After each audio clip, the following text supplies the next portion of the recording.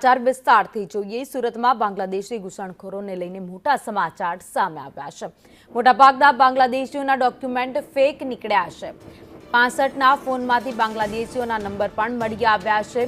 તો આધાર કાર્ડ સહિતના document fake મળી આવ્યા છે। ₹17 થી 25,000 આપીને ફેક ડોક્યુમેન્ટ બનાવ્યા હતા। ગઈકાલે સુરત પોલીસે 134 બાંગ્લાદેશીઓને ઝડપી પાડ્યા છે। તો જે ભારતીય નથી તેઓને પોતાના દેશ પરત તગેડી મૂકવા માટે ભારત સરકારે આદેશ આપી દીધો છે। તમામ જગ્યાઓ પર તમામ રાજ્યોમાં આદેશ આપી દેવામાં આવ્યો છે। ત્યારબાદ કાર્યવાહી શરૂ પણ થઈ ગઈ છે અને ગુજરાતમાં પણ તમામ જિલ્લાઓમાં આદેશ આપ્યા બાદ કાર્યવાહી કરાઈ રહી છે। સુરતમાં ગઈકાલે 134 બાંગ્લાદેશીઓ મળી આવ્યા, જેમના ડોક્યુમેન્ટ તપાસમાં મોટો ખુલાસો થયો છે। બાંગ્લાદેશીઓએ પૈસા આપીને ખોટા ડોક્યુમેન્ટ બનાવ્યા હતા, જેમાં મહિલાઓ અને પુરુષો પણ સામેલ છે। હવે તેમના સામે કાયદેસર કાર્યવાહી કરાશે। પકડાયેલા 65 લોકોના ફોનમાંથી સ્ટોર કરેલા બાંગ્લાદેશી નંબર પણ મળી આવ્યા છે। આધાર કાર્ડ સહિતના ડોક્યુમેન્ટ પણ તેઓએ પૈસા આપીને બનાવ્યા હતા। 17,000 થી 25,000 જેટલા રૂપિયા આપીને બારોબાર ખોટા ડોક્યુમેન્ટ બનાવવામાં આવ્યા હતા અને તેઓ ભારતમાં વસવાટ કરતા હતા। જોકે હવે તમામને કાયદેસરની કાર્યવાહી સાથે તેમના દેશ પરત મોકલી દેવામાં આવશે।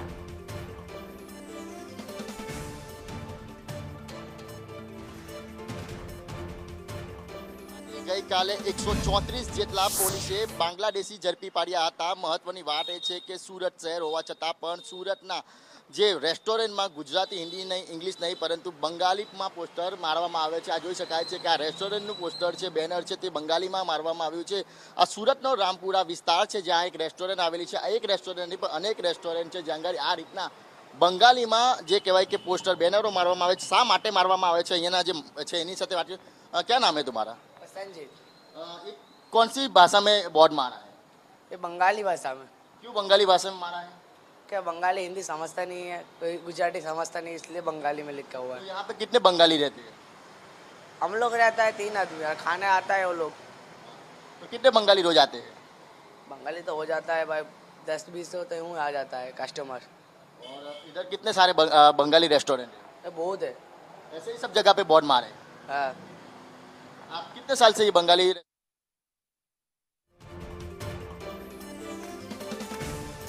જે ઘટના બની જમ્મુ કાશ્મીરના પહલગામમાં નિર્દોષોને મારી નાખવામાં આવ્યા, ત્યારબાદ હવે સરકાર એક્શન મોડમાં આવી ગઈ છે અને જેટલા પણ પાકિસ્તાનીઓ છે અને દેશમાંથી આવેલા લોકો છે તેઓને હવે પરત મોકલવા માટે કાર્યવાહી શરૂ થઈ ગઈ છે। અને અમારા સંવાદદાતા પહોંચ્યા હતા સુરતમાં અલગ અલગ રસ્તાઓ પર। ત્યાં એક રેસ્ટોરન્ટ જોવા મળી, ત્યાં બાંગ્લાદેશી શબ્દોમાં લખવામાં આવ્યું હતું, જેથી કરીને જે બંગાળથી આવેલા લોકો છે, બાંગ્લાદેશીઓ છે, માફ કરજો, એ લોકોને ખબર પડે કે આ રેસ્ટોરન્ટ અમારી છે, એટલા માટે બાંગ્લાદેશી શબ્દોમાં ત્યાં લખાણ પણ લખવામાં આવ્યું હતું। જો કે અત્યારે જેટલા પણ બાંગ્લાદેશીઓને સર્ચ કરીને લાવવામાં આવ્યા છે પોલીસ સ્ટેશને, તમામના ડોક્યુમેન્ટ ચકાસવામાં આવી રહ્યા છે।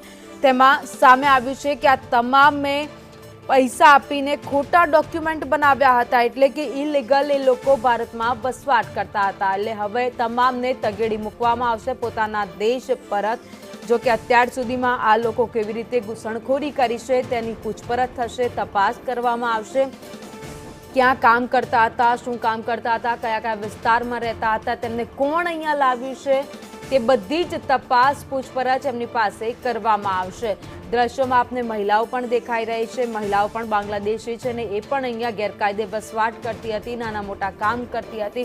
જો કે હવે તેમની પણ પૂછપરછ પોલીસ કરવાની છે। ન માત્ર સુરત પરંતુ આખા ગુજરાતભરમાં અત્યારે આ તપાસ ચાલી રહી છે। અમદાવાદમાં પણ 500 થી વધારે જે બાંગ્લાદેશીઓ વસવાટ કરતા હતા તે મળી આવ્યા છે, તેમની પણ પોલીસ પૂછપરછ કરવાની છે। તો ગઈકાલે જ તેમને પોલીસ સ્ટેશન લઈ જવામાં આવ્યા હતા, જ્યાં મહિલાઓએ હોબાળો મચાવ્યો હતો। જો કે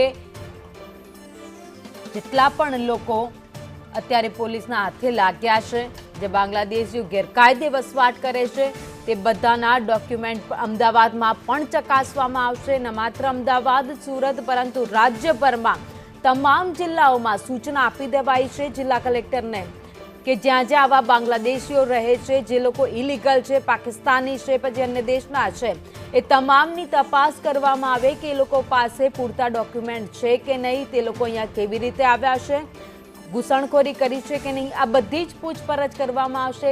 એક એક ડોક્યુમેન્ટની ઝીણવટપૂર્વક તપાસ કરવામાં આવશે અને ત્યારબાદ જ એ લોકોને અહીંયા રહેવા માટે પરમિશન આપવામાં આવશે. પરંતુ એક વાત ખાસ એ પણ છે કે જે લોકો હિન્દુઓ છે અને અહીંયા રહી રહ્યા છે એ લોકોને આ માટે રાહત આપવામાં આવી છે. તે લોકોને પરત મોકલવામાં નહીં આવે, એટલે કે જે હિન્દુ શરણાર્થીઓ છે તેમને પોતાના દેશ પરત મોકલવામાં નહીં આવે, તેમને ભારતમાં જ રાખવામાં આવશે. તો આ સુરતના દ્રશ્યો જોઈ રહ્યા છો, જ્યાં કાલે 134 જે બાંગ્લાદેશીઓ હતા તેમને એક એક વિસ્તારોમાં જઈને વીણી લેવામાં આવ્યા છે અને પોલીસ સ્ટેશન લાવવામાં આવ્યા છે. તમામના હવે ડોક્યુમેન્ટ ચકાસણીની કામગીરી ચાલી રહી છે.